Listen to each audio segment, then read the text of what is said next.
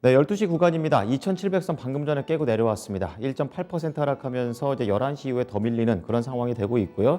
음봉을 보여주게 되면서 장 초반에 그래도 약간은 좀 회복하나 싶었는데 다시 한번 밀리고 있는 국내 증시가 되겠습니다. 대형주 중심으로 좀 하락을 하고 있는데요. 대형주 쪽이 1.8% 밀리면서 증시에 압박을 크게 주고 있고 중소형주 쪽에서도 지금 1.3%대로 따라 내려가게 되면서 지금 시장에서는 좀 바닥을 지지해 줄 수 있는 그런 세력이 좀 없는 상황이 연출되고 있습니다. 자, 이어서 분봉 넘어가겠습니다. 장 초반에 좀 안 좋았죠. 한 1.6% 정도 전 거래일 대비 뚝 한번 떨어지면서 출발을 했었는데 이제 그 이후에 좀 저가 회사가 몇 번 들어오면서 지금 반등을 좀 줄여다가 이러한 부분들이 좀 힘이 좀 계속 빠지고 있습니다. 계속해서 개선되고 있는 움직임이 좀 국외에서 좀 들어와야 되는데 이제 이러한 부분들이 좀 더 구체화되게 되면서 시장의 부담감을 그리고 염려를 키우는 그런 상황입니다. 계속해서 10시보다는 11시, 11시보다는 12시 장중에 고점이 조금씩 떨어져 내려가고 있는 그런 상황이 되겠습니다. 결국 저가는 2690선까지 내려가 있는데요. 지금 거의 장중 저점 수준입니다. 자, 이어서 수급으로 넘어가 보겠습니다. 수급 상황이 안 좋습니다. 지금 개인만 사고 있고 외국인하고 기관이 동시에 팔고 있는데 물량이 상당합니다. 지금 외국인이 3거래일째 매도를 하고 있는데 매도세가 지금 일별로 보게 되면 다시 한번 커지고 있는 그런 부담되는 상황이고요. 코스피 200 종목 대형주 중심으로 팔고 있습니다.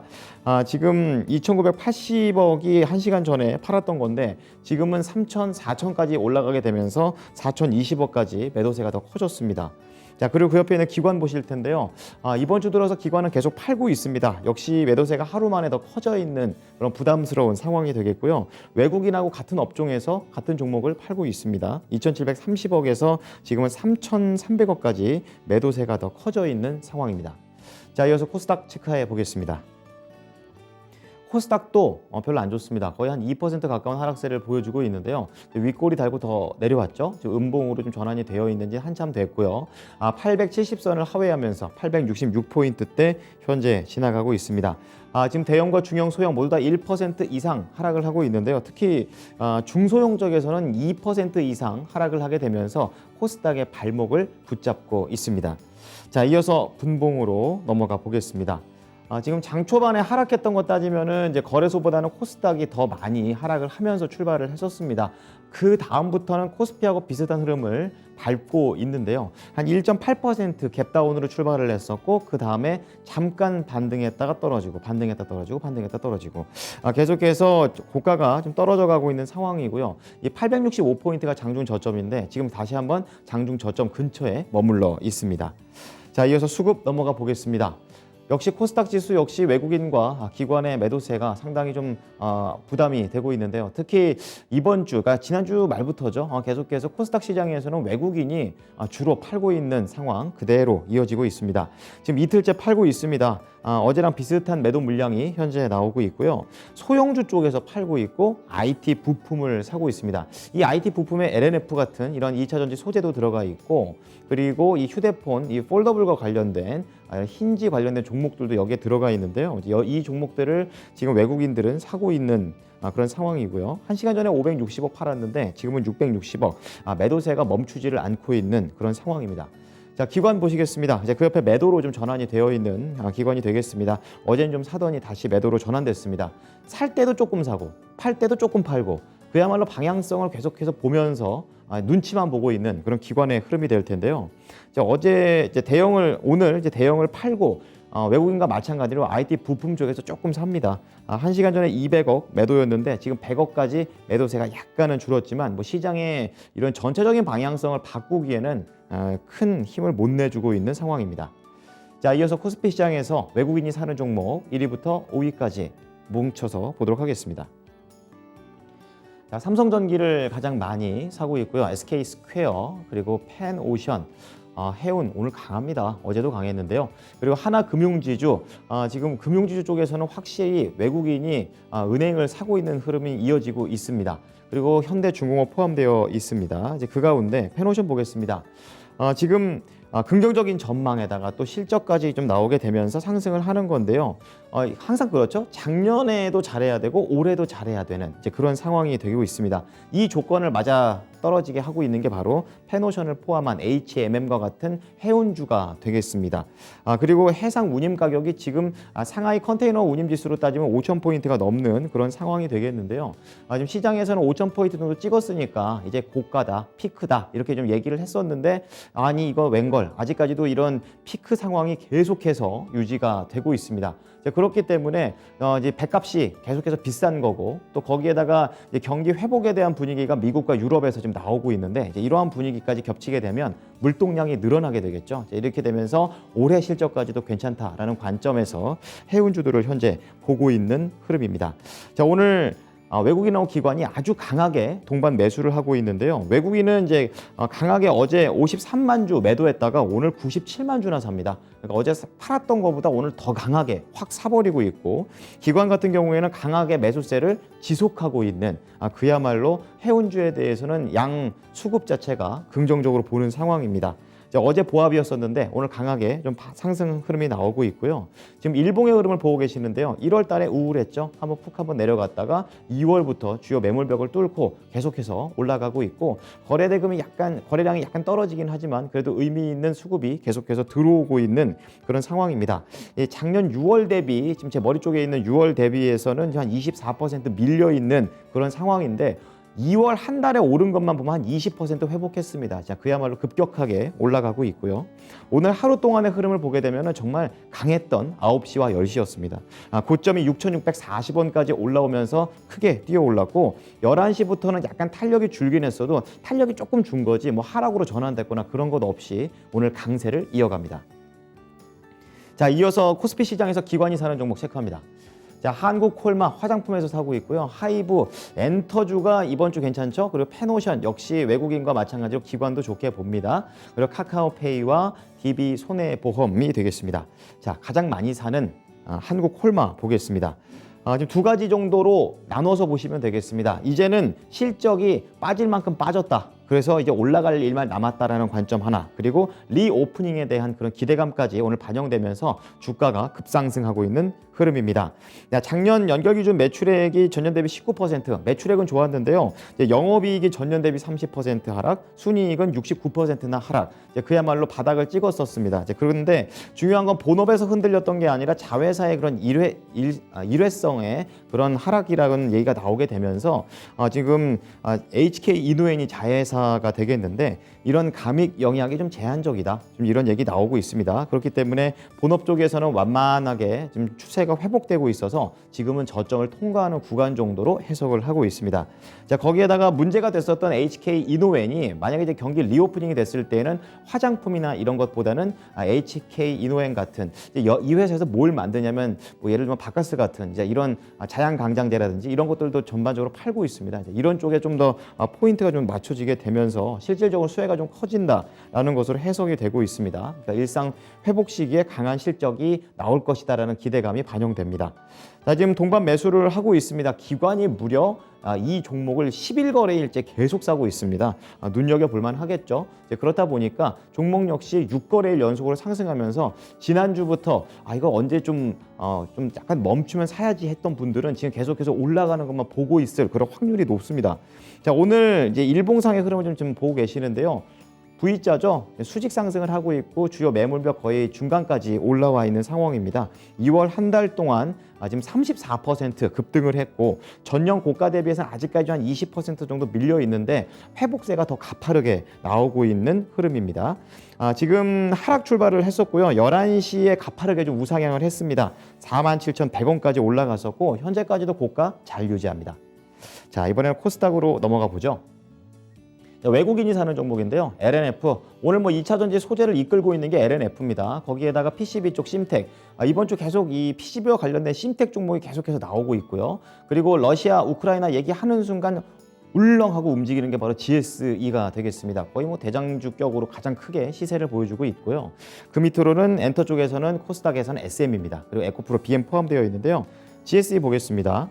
지금 러시아 쪽에서 이제 우크라이나 침공이 좀 더 임박했다라는 그런 안 좋은 소식이 나오면서 이제 에너지 관련된 종목으로 묶여 있는 GSE가 또 펄쩍 한번 뛰는 그런 흐름이 나오고 있습니다.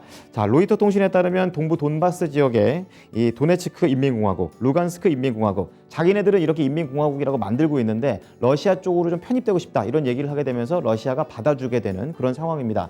크림반도 때도 이런 식으로 갔었는데 지금 똑같은 상황이 반복되고 있는 그런 모습이 되겠습니다. 당연히 미국하고 EU는 펄쩍 뛰면서 계속해서 여러 가지 제재 얘기를 하고 있지만 크림반도 때는 오바마 대통령도 크게 뭐 힘을 쓰지를 못했었기 때문에 이번에도 이렇게 가는 것 아니냐라는 쪽에 시장의 분위기가 쏠리고 있습니다.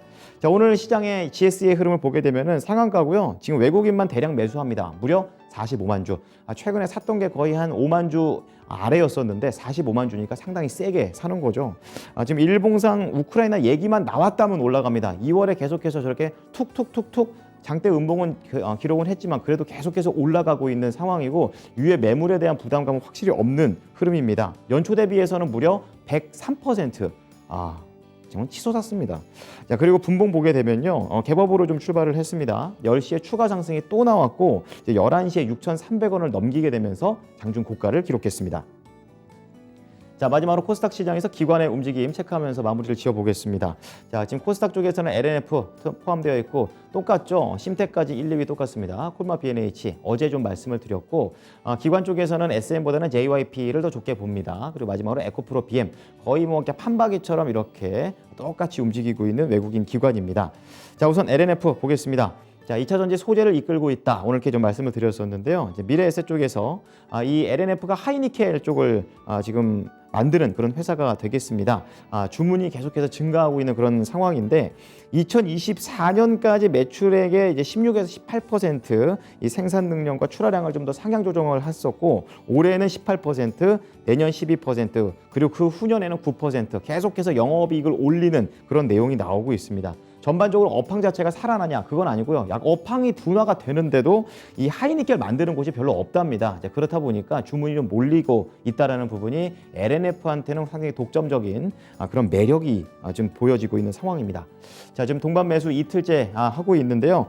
종목은 역시 3거래일째 상승을 하고 있습니다. 일봉으로 봐서는 오늘 오르고는 있지만 계속해서 좀 안정적으로 주요 매물벽에서 횡보하면서 지금 매물을 소화하고 있는 그런 구간이 되겠습니다. 지금 10시 이제 고점을 좀 찍었었는데요. 19만 5천 원 찍은 다음에 고점 대비해서 약간 좀 내려왔지만 그래도 계속해서 장 초반에 5% 정도 올랐기 때문에 지금 한 반 정도 내려와 있는 LNF가 되겠습니다.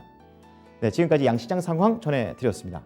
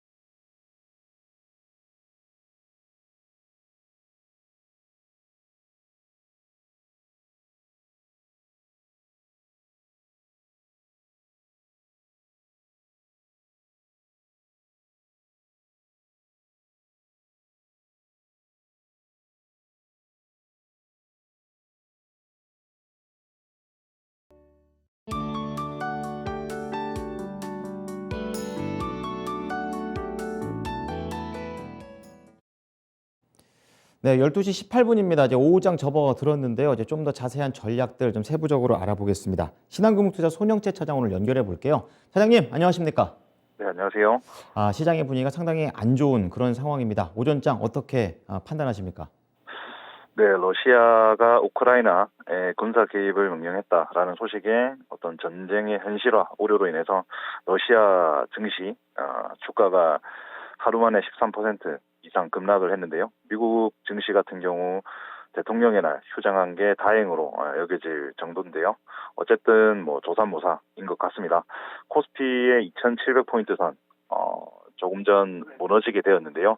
2,700포인트 선이 지지력을 테스트할 중요한 분기점이었는데 대외 변수들이 지속적으로 변동성을 키우는 그런 현재의 상황이다라고 이해를 하시면 될 것 같고요.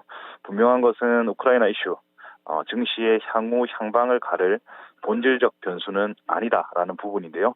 오히려 주 후반 발표 예정인 각종 경제 지표들이 예상치와 어긋날 경우에 그에 따른 경기 불안 심리의 확산이 2차 하락을 가져올 결정적 요인이 될 수도 있을 것 같습니다. 그 외에 지금 투자자 입장에서는 지속적으로 체크하셔야 되는 부분이 달러 인덱스와 유가일 것 같은데요. 전일 기준으로 봐서는 인플레와 전쟁 이슈 상당 부분 반영한 것으로 보이기 때문에 전면전과 같은 최악의 시나리오가 나오지 않는다라고 하면 두 지표만 놓고 봤을 때는 단기적으로 증시의 우호적 환경이 조성될 확률도 아예 없는 것은 아니지만 현재 가장 가능성이 높은 어떤 국지전 내지는 갈등의 장기화로 상황이 흘러간다라고 하면 인플레 공포는 계속해서 시장을 누르는 악재가 될 것으로 판단이 됩니다.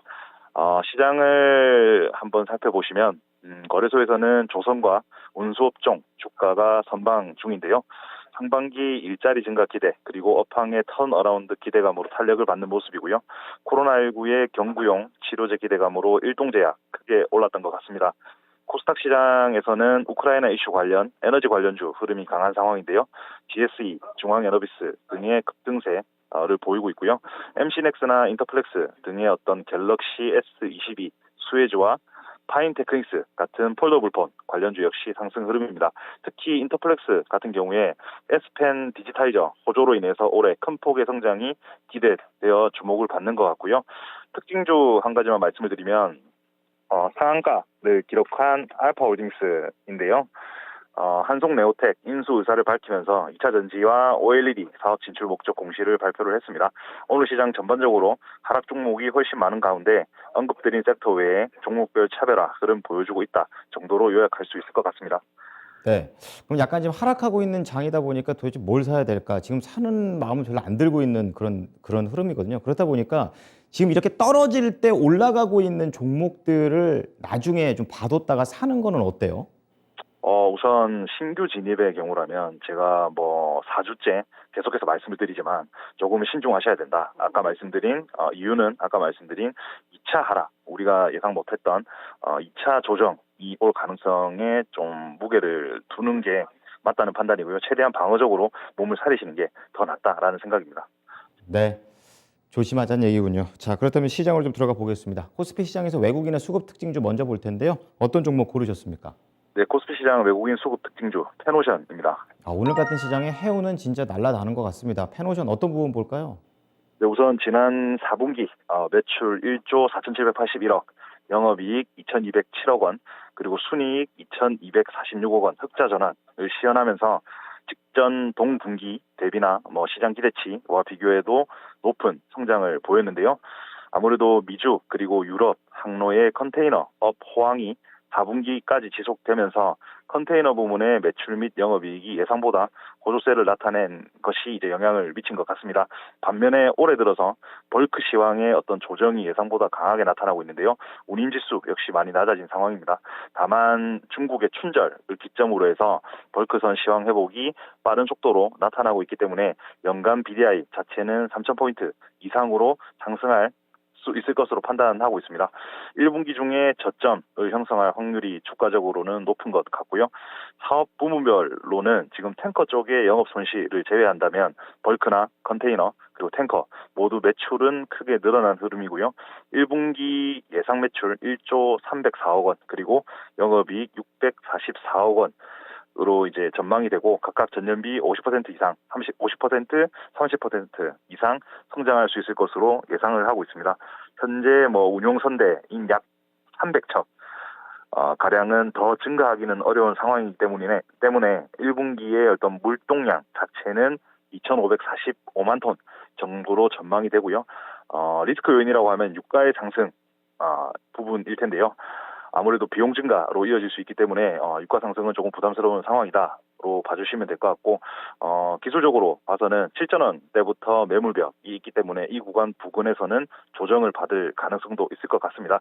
무조건적인 흐름의 편승보다는 매매 기회를 포착하는 단기적인 접근 방법으로 대응을 하시는 게 더 유효할 것 같다라는 생각입니다.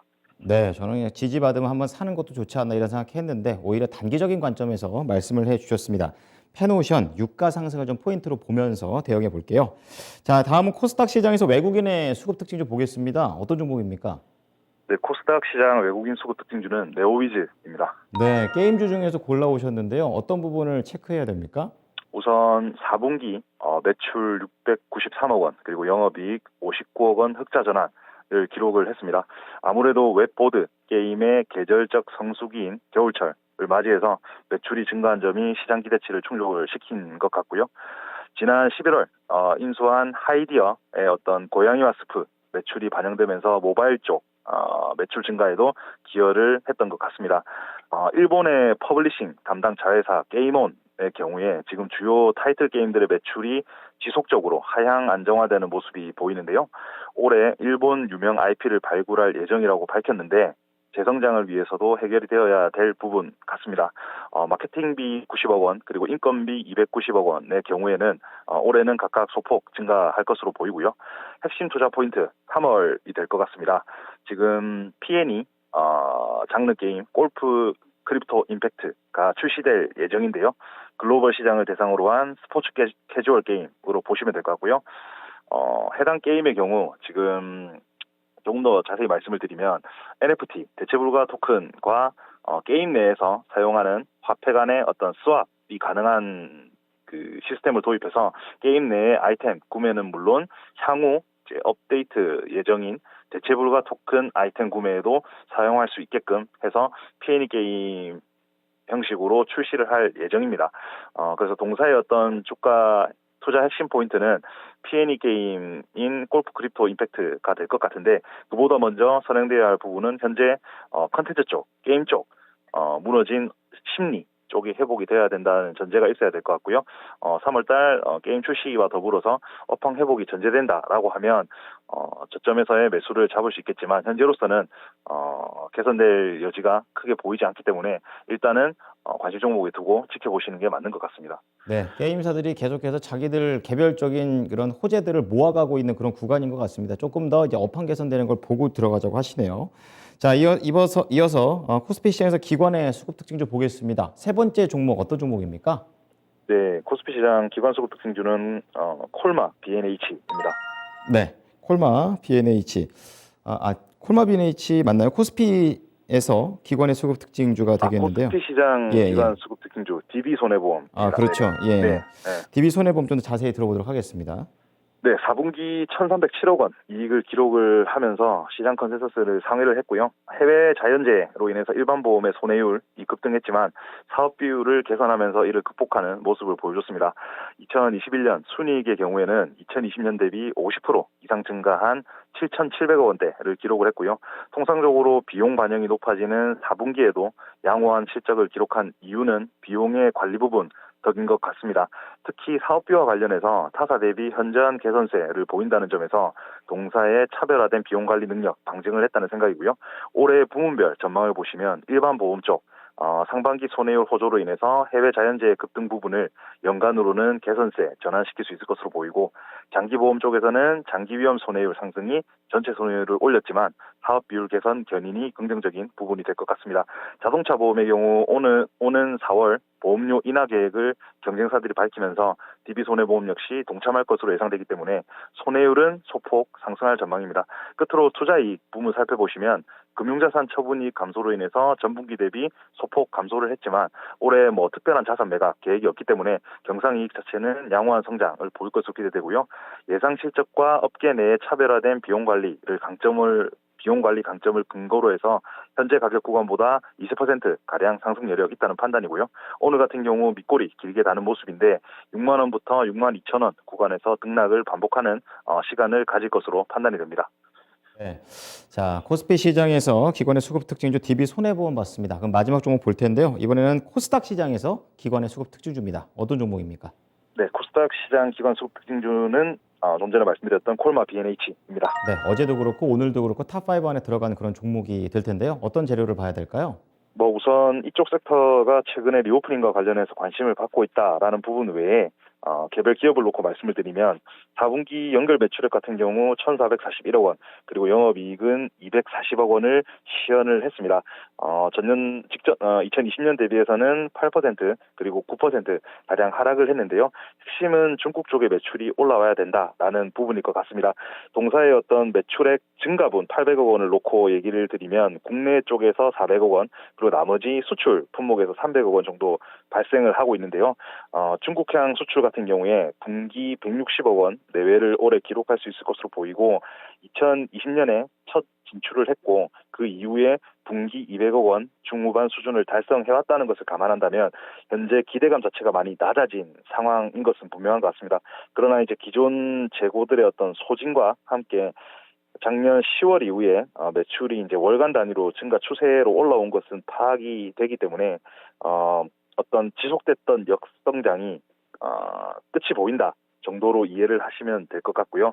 다만 중국의 어떤 변수 같은 경우는 예측이 불가한 부분 이기 때문에 개인적으로 신규 매수보다는 화장품 업종 중에서도 뭐 중국 쪽 수출 비중이 뭐 좀 낮다거나 국내 쪽에 강점을 보이는 업체들로 선별을 해서 이 업종을 좀 대응하시는 게 좋겠다라는 생각입니다. 네, 오히려 중국을 좀 피해야 되는 그런 화장품 관련된 종목이 되겠습니다.